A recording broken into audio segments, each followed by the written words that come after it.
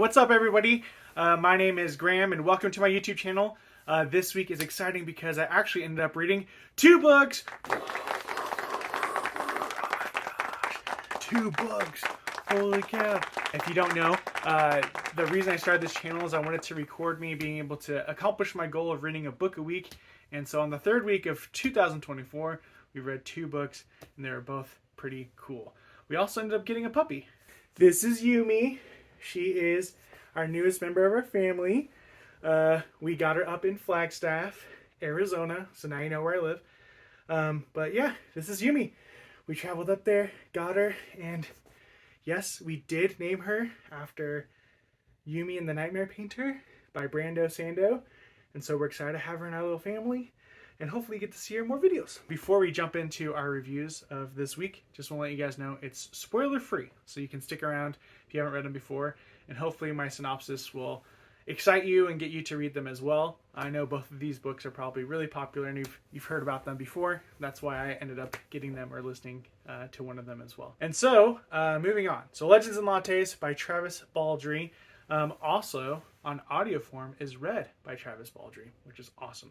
If you don't know anything about this book, it is about a orc by the name of Val, who decides to retire from a life of adventuring and getting paid for committing violence, essentially, and deciding to open a coffee shop inside the city of Thome, I believe. Because I didn't actually read the words, hopefully I'm saying them correctly, because maybe I'm hard of hearing, we don't know. As Val enters the city, she spends her earnings that she got through adventuring to open up a shop in an unconventional place and ends up starting her business. And so the book is about her getting started, running into different characters like Cal and more to be able to help her open this shop. And it's a really, really cool book. I have to say, if you want something that's just so easy to read, this is a really good book for you to get started. A lot of my friends don't read a lot of fantasy, and honestly, I would say this is a fantasy novel. It's a cozy fantasy, and when you hear people say that, you're like, what does that even mean? It's literally just, my wife put it the best way. She says, this is like the Christmas Hallmark movie in a D&D world, and that's literally what it is. It's not a Christmas book per se, but it has that weird, feel-good, rom-com-y type stuff that everything just kind of falls into place and is like, oh, this is nice. And that's what this book is. It's the best way to explain it. So if you love Dungeons and Dragons type stuff and want to have a Hallmark story for that, this is definitely the place to be. To read this book or listen to it. I think the audio was great. Travis Baldree really brought life to all the characters, and because he wrote it, you got to really hear the voices of who he thought these characters were, and I loved it. I felt myself laughing, smiling. The story is so predictable, but also not at the same time. There were some things that were like, oh, I thought it was gonna be this, but it wasn't that, and then it ended up later being that. Or not, and it was just so fun to be able to listen to, especially with my wife. And so her and I were able to kind of smile and nod to each other and have our awes and oh, that's so cute moments. Best character in the book, in my opinion, is Cal. I like Val, and then Cal is great for me. I really like him, but also Thimble was amazing. If you know, you know. But there's nothing to really dislike about this book. If you've never read fantasy, I honestly would say this is a great kind of way to get into this genre, because it talks about coffee, obviously, and so it's really funny because in fantasy there's or in Dungeons and Dragons there's different races and of creatures or species, essentially. So there's Orc, which is the main character, but she discovered coffee from the gnomes, and if you know Dungeons and Dragons or know anything about gnomes, you're that makes sense. But the gnomes made coffee. She had it once and then decided to open a coffee shop, and yeah, it's really, really funny to kind of have that, because she's bringing coffee and people are trying it for the first time as she tries to explain it. And so if you're really into coffee, but you don't have to be really fancy into it, But if you're like, oh, I like coffee, and like you want to hear about people experiencing it for the first time in this like fantasy setting, I feel like that's a really good gateway to get into the genre. Because it was just so cute and funny of people just being like, what is this? Oh my gosh. It was, one character's like, bean juice? I don't want this bean juice. And it was just so funny. So I highly recommend this book if you don't read fantasy often and you just want a quick and easy little read. It was only, our car ride in total was like 6 hours, and it was like a 7-hour audiobook. So like when we came home and had our day with the puppy, the next day we like spent an hour doing chores just to finish it up. And it was an easy listen / it will be an easy read, and it's pretty awesome. So highly recommend it. My rating for Legends and Lattes by Travis Baldree is 4.5 stars out of 5. We haven't gotten under 4 so far this year, which is amazing. So highly recommend this book. It's awesome. The next book was the one I was purposely reading this week and wanted to finish. It is Piranesi by Susanna Clark. Piranesi is an adventure. Piranesi is an adventure. So I didn't know what to expect from this book, but I did see a lot of people on YouTube and on the Instagrams be like, this is what a fantasy novel should be. This is awesome. Giving it raving reviews, and I was like, cool. I ended up getting a copy of it when I bought like a bulk of books from someone on OfferUp. And I was like, well, that means I can read this awesome book, and it's a little bit shorter, so it's only 250 pages. And I was like, I can breeze through this. For me, it was a struggle to read for me. I don't know if it's because I am not intelligent enough, or I don't know what wasn't vibing with me, but there was just something that was causing me not to be excited to open the book and read in my spare time. And maybe it was just like getting ready for new things in my house too, right? It might not be the book's fault at all, because when I ended up picking it up and forcing myself a little bit to get into it, I really liked it. Pretty much the premise of this book is it follows a character named Piranesi, and he is stuck in this mansion / labyrinth type thing, and you're following his journal entries as he traverses this labyrinth.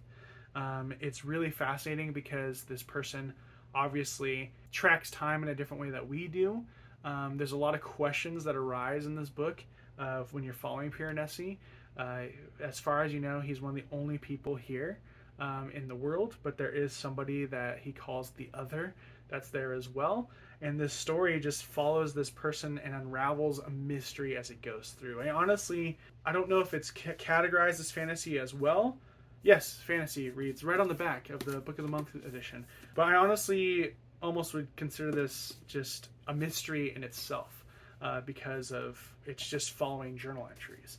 Almost the beginning of every little journal entry has like a title of it, like a description of the world. Entry for the 7th day of the 5th month in the year, the albatross came to the southern western halls.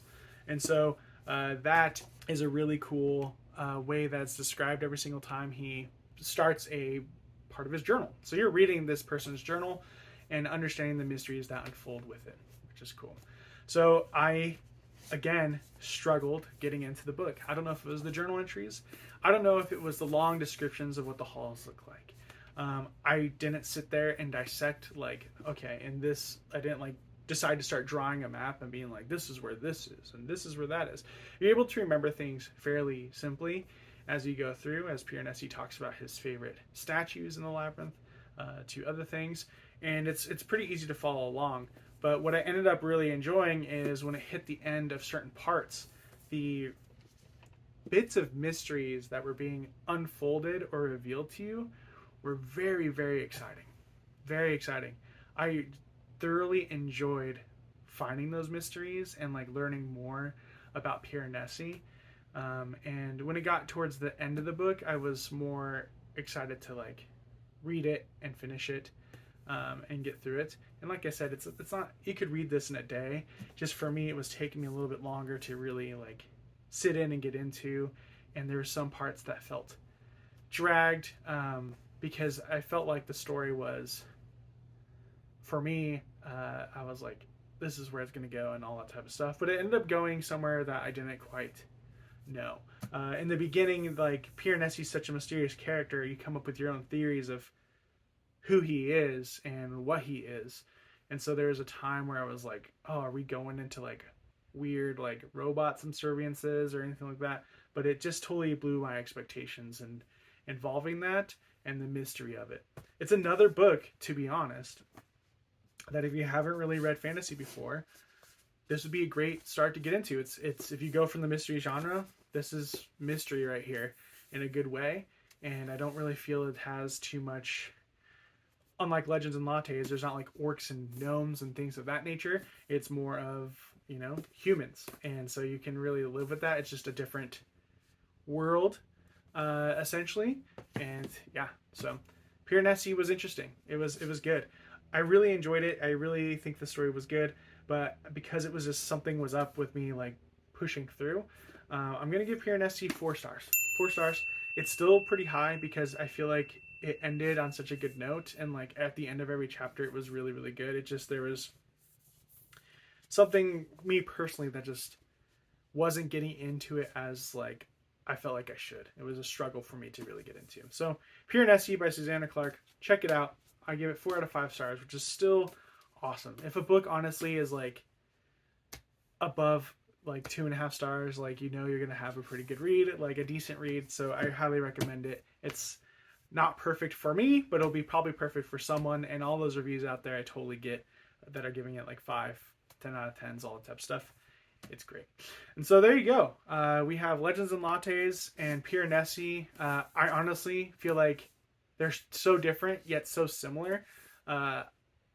Cozy fantasy, mystery fantasy. But yeah, I feel like they're both really good entry points for people who haven't read fantasy before. But also, I almost would say Piranesi is cozy too, in its weird way of just making you. I know it's a mystery and never like. For me personally, like the main character Piranesi, thoroughly like.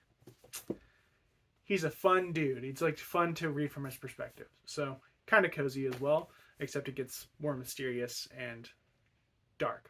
However, I still think it's kind of cozy.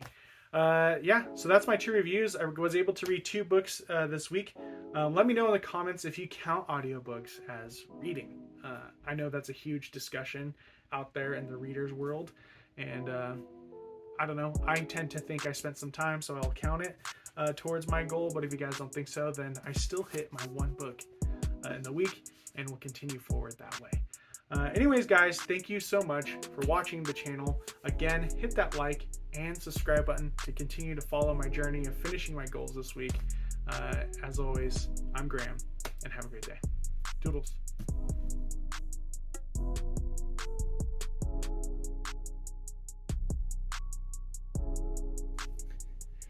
Bow wow.